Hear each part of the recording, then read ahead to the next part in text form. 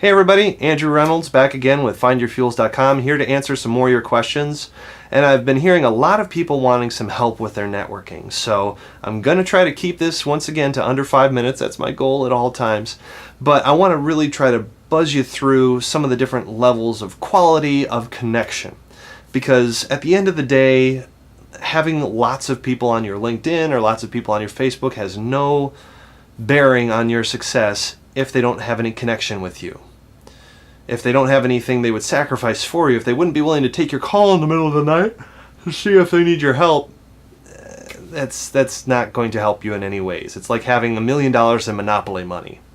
It's a high number, it sounds impressive, and then you realize it has no value.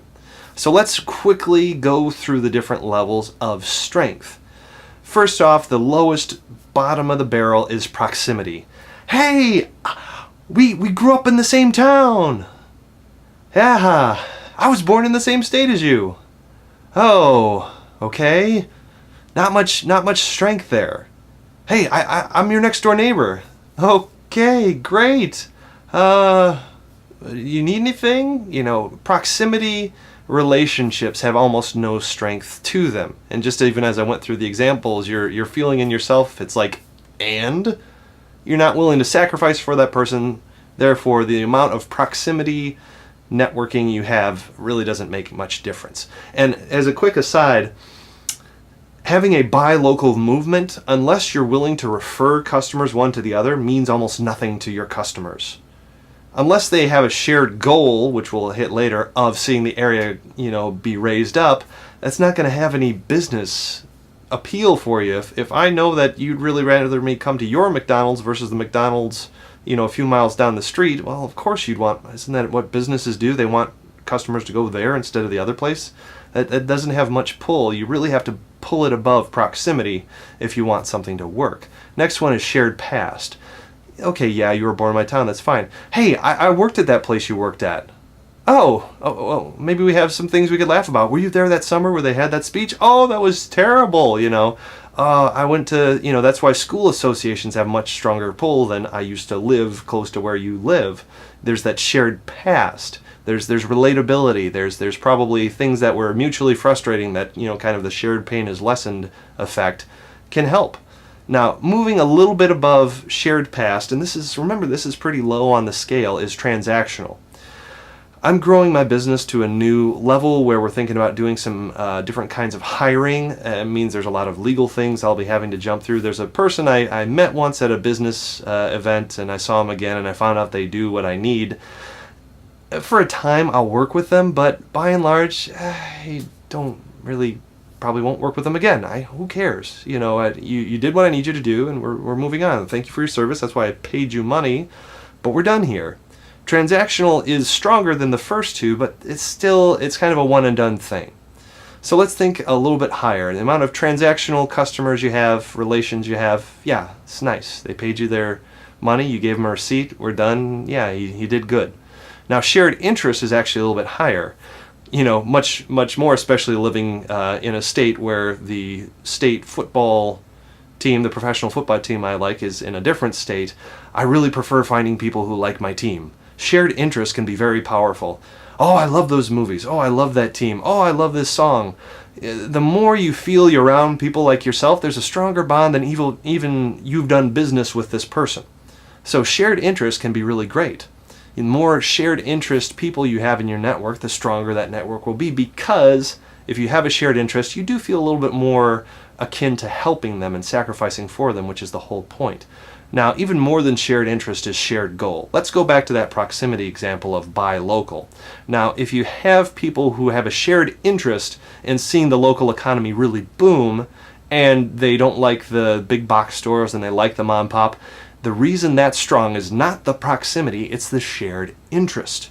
You need to be able to take a much finer microscope at these things to understand why it's important. The shared interest or the shared goal is much better, because you're both willing to sacrifice personally for the same thing, so you feel much more comfortable in each other's presence. And hey, if I can't be at that event, if I can't do this thing, since we both have this shared goal, let's help each other out, because we both want to see this thing happen. Now, before I get to the highest level of networking that most of us can get to. Let's just talk very briefly about the highest level of networking, which is family.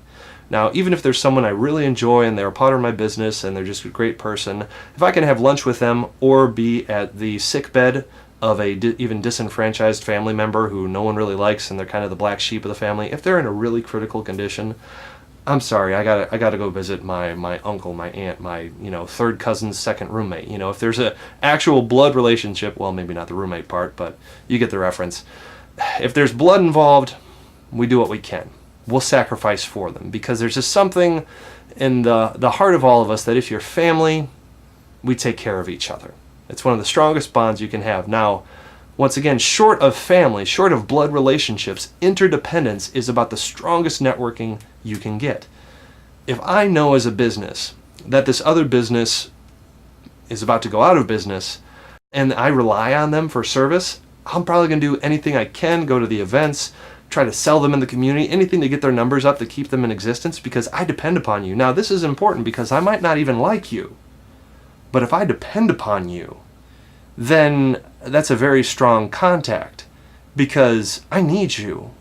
If you don't work, I don't work. If you're not here, if you're not in the metaphorical chair, if I'm in my corner and your corner just evaporates, the whole thing's coming down. So even if I don't like you, I see how I need you, and I'll sacrifice for you, because if you lose, I lose.